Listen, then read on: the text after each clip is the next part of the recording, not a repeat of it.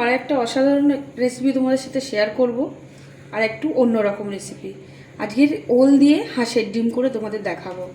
ওল দিয়ে হাঁসের ডিম করার জন্য কী কী উপকরণ নিয়েছি চলো দেখে নিই। এখানে আমি ওল নিয়ে নিয়েছি, ওলটাকে এরকম ডুমো করে কেটে সিদ্ধ করে আমি আগে থেকে রেখে দিয়েছি। এখানে নিয়েছি টমেটো, পেঁয়াজ কুচনো, আদা রসুন বাটা, হাঁসের ডিমটাকেও সিদ্ধ করে আমি ছাড়িয়ে রেখে দিয়েছি। এখানে নিয়েছি চিনি, গরম মশলার গুঁড়ো, ধনের গুঁড়ো, জিরে গুঁড়ো, হলুদ গুঁড়ো, লঙ্কার গুঁড়ো। ফোড়নের জন্য নিয়েছি এখানে 5 ফোড়ন, আর লাগছে নুন। প্রথমে ডিমটাকে ভাজার জন্য আমি কড়াই একটু সর্ষের তেল দিয়ে নিচ্ছি। তেলের মধ্যে খুব সামান্য পরিমাণে একটু হলুদ গুঁড়ো, অল্প একটু নুন দিয়ে ডিমগুলোকে একদম লাল লাল করে ভেজে নেবো একটু। ডিমগুলোকে লাল লাল করে ভেজে তুলে নিয়েছি। এবার ওই তেলের মধ্যে আমি ওলগুলোকে ভেজে নেবো, সিদ্ধ করা ওলগুলোকে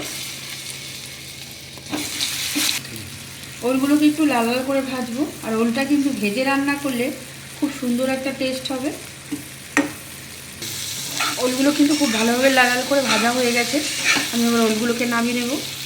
কড়াই আরও একটু সামান্য পরিমাণে তেল দিয়ে নিয়েছি, সর্ষের তেল। এবার এখানে ফোড়নটা দিয়ে দিচ্ছি 5 ফোড়ন।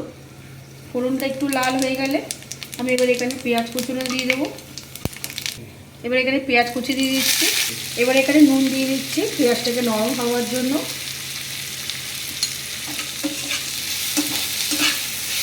নুন দিয়ে পেঁয়াজটাকে একটু ভালো করে ভেজে নেবো। নরম হয়ে গেছে। এবার এখানে আদা রসুন বাটা দিয়ে দেবো। আমি 1 চামচ আমি আদা রসুন বাটা দিয়ে দিলাম। এবার এখানে টমেটো কুচনো দিয়ে দিচ্ছি।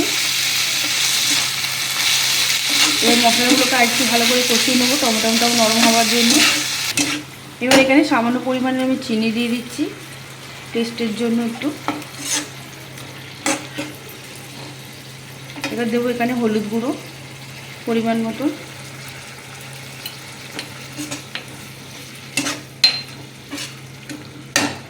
জিরের গুঁড়ো,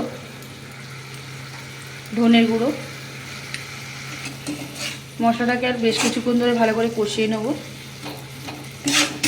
খুব ভালোভাবে কিন্তু মশলাগুলো সব একেবারে মিশে গেছে। আর এবার এখানে আমি ওলটাকে দিয়ে দিচ্ছি। পরিমাণ মতন আমি লঙ্কার গুঁড়ো দিয়ে দিলাম। ওলের সাথে মশলাটাকে ভালো করে আমি মিক্স করে দেবো। ওলগুলোকে খুব ভালোভাবে কিন্তু মশলার সাথে কষানো হয়ে গেছে। এবার এখানে আমি পরিমাণ মতন জল দিয়ে দেবো। ওলগুলো যেহেতু সিদ্ধ করা রয়েছে, এখানে এই জন্য খুব বেশি জল দিইনি আমি। এই তরকারিটা একটু মাখা মাখা হবে। এবার এখানে সিদ্ধ ভাজা ডিমগুলোকে দিয়ে দিচ্ছি।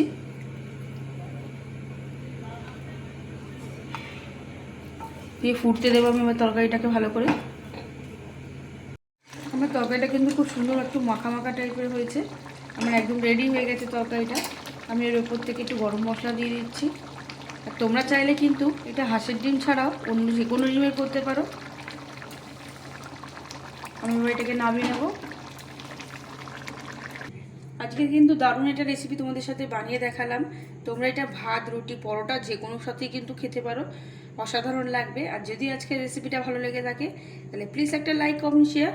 আর যে সকল বন্ধুরা এখনও আমার চ্যানেলটাকে সাবস্ক্রাইব করোনি, প্লিজ তাদের কাছে অনুরোধ রইল আমার চ্যানেলটাকে সাবস্ক্রাইব করে আমার পাশে থাকার জন্য।